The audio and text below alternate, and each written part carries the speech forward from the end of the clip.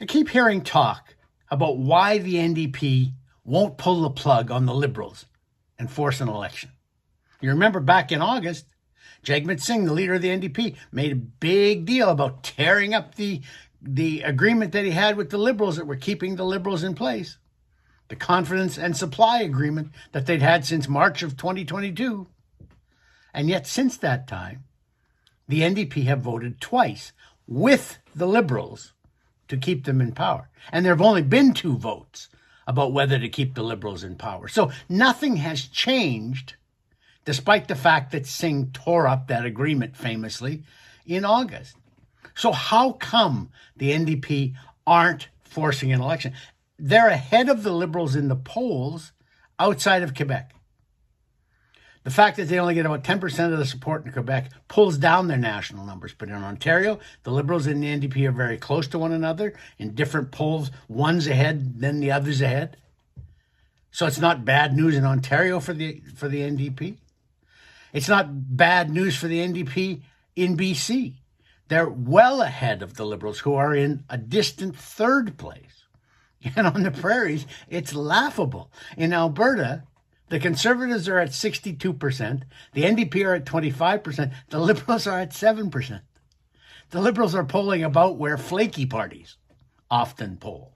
In the Elmwood Transcona by-election in Winnipeg last month, the Liberal candidate received the same amount of support that the People's Party candidate had received in the 2021 general election. So the Liberals are doing badly in the polls outside Quebec, not doing particularly well inside Quebec either, but the NDP are doing okay. So how come they won't pull the plug? Well, the most common response to that is they don't have the money, and they don't. The last time the federal parties had to file financial statements with Elections Canada, the Conservatives had a contingency of $16 million. The Liberals had a contingency of under $3 million, and the NDP had $289,000. That's chump change in political terms. You can't run a campaign with $289,000. Now, banks will lend parties money, especially now that every party gets a percentage from taxpayers, a payment from taxpayers for every vote that they get. So banks know that they can rely on the parties to pay the money back. But you can't really go into an election with only $289,000 in reserve. That's ridiculous.